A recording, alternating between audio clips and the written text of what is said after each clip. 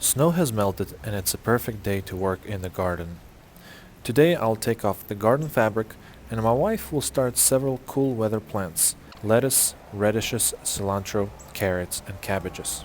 First, I must remove all T-posts and wooden crossbars, which is how we grow the tomatoes. We use cattle gates as a trellis to grow cucumbers, melons and watermelons, pumpkins and squashes. It keeps the leaves off the ground and improves the airflow. Our cucumbers suffered from powdery and mildew in the past, but after switching them to a trellis, that issue was gone. If you plan to use T-posts in your garden, do yourself a big favor and only get heavy-duty T-posts. It's $2–3 more per T-post, but they will serve you forever. I've spent 30 minutes trying to get this cheap T-post out of the ground. I either drove it too deep into the ground last year, or the soil swallowed it over time. While I was trying to take it out, I ended up breaking it. Since I'll be tilling later, I could not leave the piece in the ground. I ended up using a chain from my kids' playground. It was frustrating, to say the least. I decided to leave a few T-posts in the ground until I'm mentally ready to take them out. Once I get most of them out, I clean the ends and stack them to the side. We had this garden fabric since 2022, and we really like it.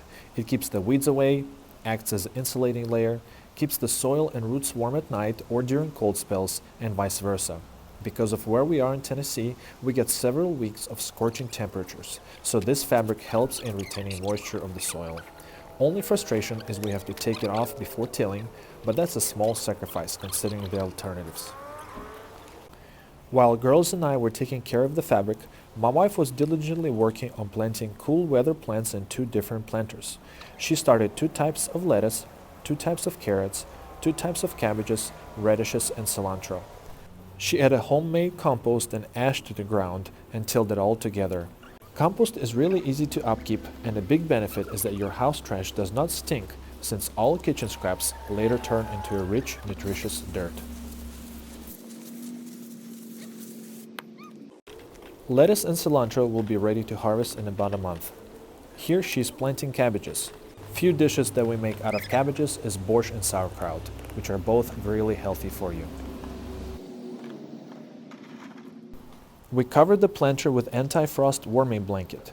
We also have garlic covered there in the back, which we planted in September last year. Soon we're going to start seedlings for tomatoes, peppers, melons, and eggplants. Thanks for watching.